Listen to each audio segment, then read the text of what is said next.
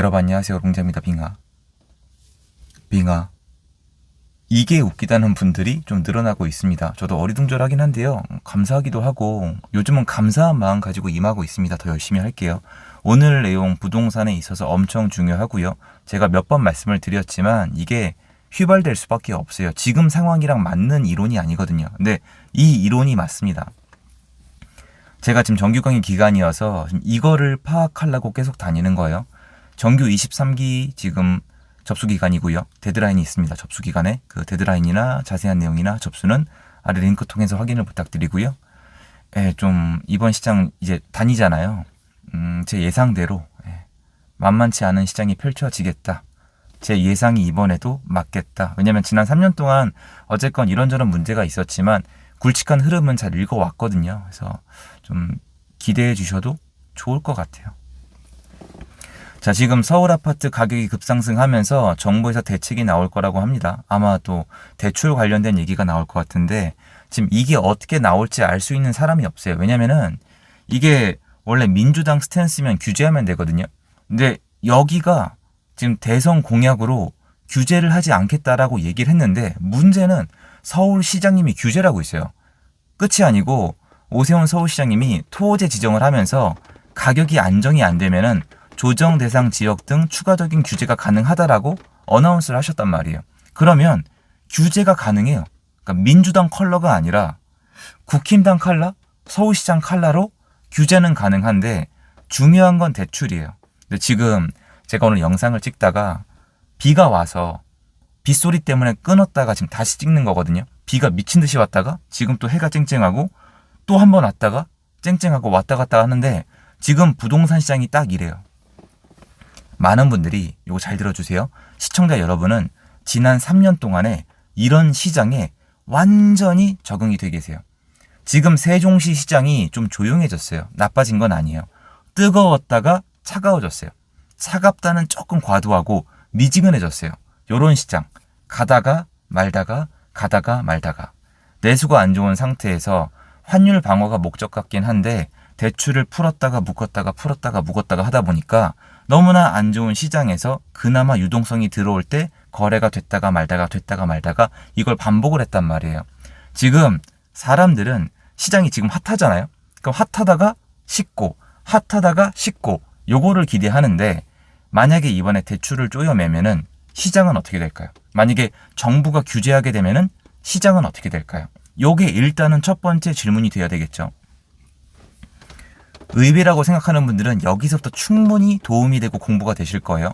지금 만약에 정부가 대출을 강력하게 다시 묶고 규제를 강하게 하면요. 시장은 다시 일정 부분 잠잠해질 수 있습니다. 되게 의외죠. 많은 분들이 제가 지금 무적이니까 뭐 민주당 됐으니까 무조건 갑니다. 또 요 생각을 하시고 댓글을 달아주시는 분들이 계신데 시장은 그렇게 보면 안 돼요. 지금 시장은 말 바꾼 적 한 번도 없어요. 유동성 시장이에요. 한국에 있는 그나마 남아있는 유동성 중에서 한 채만 사야 되는 이 이상한 구조 안에서 그 특정 자금이 특정 지역, 특정 아파트로 다 가고 있는 거예요. 그래서 예전과 달리 아파트들 가격 밸런스가 완전히 다 박살이 나 있어요. 비싼 데만 끝없이 비싸고 못 올라가는 데는 아예 못 올라갑니다. 여러분 느껴지시잖아요. 이건 유동성빨이에요. 정부 규제, 세금 시스템의 변화, 세금의 증가, 부자들의 에셋 파킹, 이재명 대통령 당선 이후에 부자들의 무브먼트 이런 거 다 합쳐지는데 이게 끔찍해요. 교집합이 뭐냐면은 똘똘한 한 채 서울 신축 좋은 재건축이에요. 딱 정답 나와 있습니다. 그래서 지방은 전세가 없는데도 전세가 부족한데도 매매가에 영향을 못 미치고 있습니다. 이게 현실이고 이거를 제가 3년 동안 내내 머리에 땅 박아가면서 보고 다닌 거고 그거 덕분에 알려드릴 수 있었던 거예요. 왜냐면 이걸 하고 다닌 사람이 없어요. 왜? 할 게 없으니까. 도움이 안 되니까. 에너지랑 시간이랑 돈만 날아가니까 안 하는 건데 저는 미안하고 죄송한 마음이 있어서 지금도 있거든요. 사실은. 계속 해왔어요. 그럼 이번에 정부가 또 유동성을 틀어막는다? 대출을 틀어막는다? 아니면 뭔가 강력한 규제로 못 사게 만든다? 일정 기간 주춤할 수가 있죠. 근데 문제는 이제 전세를 기반으로 한 본 시장이 다가오고 있다는 거예요. 제가 요번부터 23기 강의를 들어달라고 하는 이유 중에 하나가 이거예요. 본 시장, 수급을 통한 시장이 다가오고 있어요. 자, 여러분 아마 오늘 영상 보시면서 좀 도움이 많이 됐으면 좋겠는데 부동산의 가치를 결정하는 건 뭘까요? 사실은 이거는 약간 말장난 같긴 한데요. 매매가는 아니에요. 부동산의 본 가치를 결정하는 건 매매가가 아니라 전세가 또는 월세가가 맞습니다. 왜 그러냐? 부동산이라는 거는 아무도 사용 안 하거나 빈집으로 남아있으면은 가치가 없어요. 여러분 지금 상가나 지산이나 물론 이것 때문에 힘든 분들께 너무 죄스럽지만 아시잖아요.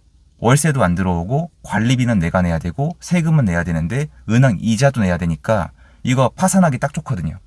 부동산은 사용 가치가 없으면은 우리가 어떻게 생각하든지 간에 장기간으로 망하게 돼 있습니다. 그래서 진짜 부동산의 가치는 주거형은 월세나 전세가 맞아요. 왜 그러냐? 월세, 전세에 집착하라는 게 아니에요. 매매는 지금은 법이 이상하니까 안 되지만 매매는 여러 개 할 수 있어요. 부동산이 올라간다? 10채 사, 20채 사 가능해요. 지금은 안 돼요. 근데 할 수는 있어요. 하지만 전세 계약이나 월세 계약은 정말 특이한 경우 외에는 한 채만 계약해요. 야, 전세 이번에 한 3채 계약해. 월세 4채 계약해. 이런 사람은 정말 특이한 경우 외에는 없단 말이에요. 왜냐면 그렇게 해도 실이익이 없으니까. 실제로 한다고 해도 얘는 그 부동산의 가치로 인정받아도 돼요. 이 정도 바운더리면. 그래서 전세나 월세를 가지고 부동산의 본 가치를 판단하는 게 원래 이 바닥의 이론이에요. 자, 그런데 전월세가 지금 제대로 올라가고 있냐? 그렇지 않아요. 전월세가 이제 서울을 시작으로 약간 반응하고 있고 광역시나 일부 지역도 조금씩 반응을 하고 있습니다. 제대로 가고 있진 않죠. 근데 이게 들어가서 한번 물어보면은 역전세가 아직 남아있단 말이에요. 전월세를 제공했던 임대인의 체력이 아직 다 안 돌아왔기 때문에 역전세가 아직 남아있는 지역이 있고 미분양이 있고 악성 미분양이 있고 내수 경기가 안 좋고 그리고 전세 보증보험 이 한도도 있고 그러니까 수요를 눌러놓은 거죠. 게다가 안 좋았던 내수 경기 때문에 여러 가지 이유가 더해지겠지만 월세로 시장이 많이 전환이 됐기 때문에 전세 회복이 굉장히 복잡해졌고 느려졌고 예전보다 힘이 약해요. 하지만 이게 어디서부턴가는 나와야 되는데 이게 전세 수요가 강력한 데부터 나올 가능성이 높겠죠. 그게 지금 서울인 거예요. 그럼 서울부터 전세 회복이 지금 시작이 되는데 본격적 회복도 아니에요.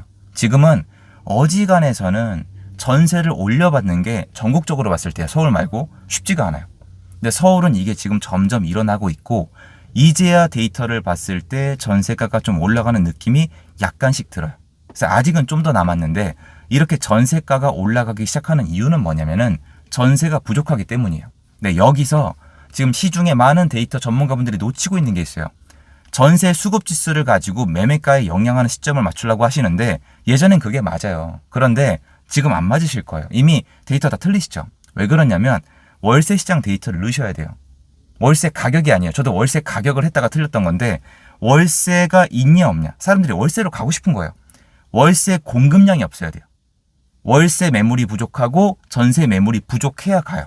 물론 이게 완전히 일치하진 않지만 그게 아니면 사버려요. 서울의 일부 지역은. 그래서 월세와 전세를 같이 놓고 수급을 맞춘 다음에 사람들이 집을 구할 수 있냐 없냐, 돈이 있냐 없냐를 따져서 매매로 갈 가능성을 따지면은 요 시장이 수급을 기반으로 가는 시장이라고 부를 수 있는 요 데이터가 나와요.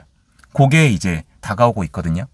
그게 다가오면은 그때부터는 규제가 잘 안 먹혀요. 이런 게 바로 일명 제가 얘기하는 시장의 힘이 강해진다는 개념이죠. 집을 꼭 사야만 하는 사람들이 늘어나는데 이에 맞는 공급량이 부족한 거예요. 급매가 부족하거나 신규 공급이 부족하거나 청약을 넣을 만한 게 부족하거나 이런 게 합쳐지면은 어쩔 수 없이 집을 사면서 매매 가격에 영향을 미칠 수가 있다는 거죠. 지금까지는 경기도 너무 안 좋았기 때문에 집을 가능하면 안 살라고 하세요. 주요 입지의 집은 아까 말씀드렸지만 남아있는 유동성, 돈이 있는 분들이 좋아하는 지역만 골라 산 거예요. 그리고 거기는 집을 싸게 팔 이유가 상대적으로 적죠. 왜냐면 돈이 많으신 분들이 갖고 있던 아파트니까. 이게 서로 합쳐진 건데 앞으로의 시장은 사고 싶어서 산다는 개념이 아니라 사야만 하니까 사는 개념이 합쳐져요. 근데 이게 끝이 아니에요. 이게 돈의 한계가 있지 않냐 이렇게 말씀하시는데 그게 맞아요. 그게 진짜 맞는데 문제는 이분들이 움직이면서 가격이 변동하잖아요. 가격이 올라가기 시작하면은 수요가 또 붙어요. 한국이 이게 문제예요. 그래서 이때는 규제가 아니라 공급을 많이 해줘야 돼요. 규제를 하게 되면 어디를 사냐가 바뀔 뿐이에요. 아까 말씀드렸잖아요. 사고 싶은 수요는 사고 싶은 데만 사요. 사야만 하는 곳은 살 수 있는 곳을 산다니까. 이게 문재인 때의 문제예요. 사야만 하는 분들은 살 수 있는 곳을 사게 돼 있단 말이에요. 그러면 그때부터는 문재인 정권처럼 규제를 하면은 시장이 멈추는 게 아니라 멈칫했다가 어디가 올라가냐가 바뀌는 거예요. 왜냐면 대출 조건을 바꾸든가 규제를 넣어버리면은 살 수 있는 대상이 바뀌니까. 하지만 가격이 올라가는 데는 따라가 버리는 거예요. 근데 가격이 올라가는 이유는 사야만 하는 사람들이 있어서 수급이 만났을 때 수요가 이겨버리는 거예요. 근데 지난 3년 동안 이게 어려웠죠. 하도 눌러놨으니까. 근데 이거는 항상 시장은 보복을 해요. 전세를 놓는 사람을 죄악시했잖아요. 월세를 놓는 사람을 죄악시했잖아요. 계속 줄여왔잖아요. 집을 못 사게 만들었잖아요. 그리고 공급을 줄여왔잖아요. 그게 합쳐지면은 결국 공급은 부족하고 수요는 많다는 게 아니라 수요가 눌리다가 결국에는 수급이 뒤틀리면서 나올 수밖에 없는 구조가 되거든요. 요게 본 시장이에요. 유동성으로 사고 싶은 집이 움직이는 게 아니라 본 시장, 수급이 꼬여서 집을 사야만 하는 시장으로 바뀔 수 있다는 거죠. 요거는 특히 또 이재명 정권 시기의 유동성 시장이랑 맞물리면은 정말 이게 지옥이 될 수 있기 때문에 정말 대비 잘 하셔야 돼요. 요 내용 아마 모르시는 분들이 대부분일 거예요. 근데 제가 요거를 지금 확인하고 다니는데 제 이론이 맞을 것 같아요. 저는 지금 보이는 것들이. 그거 말씀드리고 싶어서 영상을 준비해 봤습니다. 좋은 하루 되시고요. 감사합니다.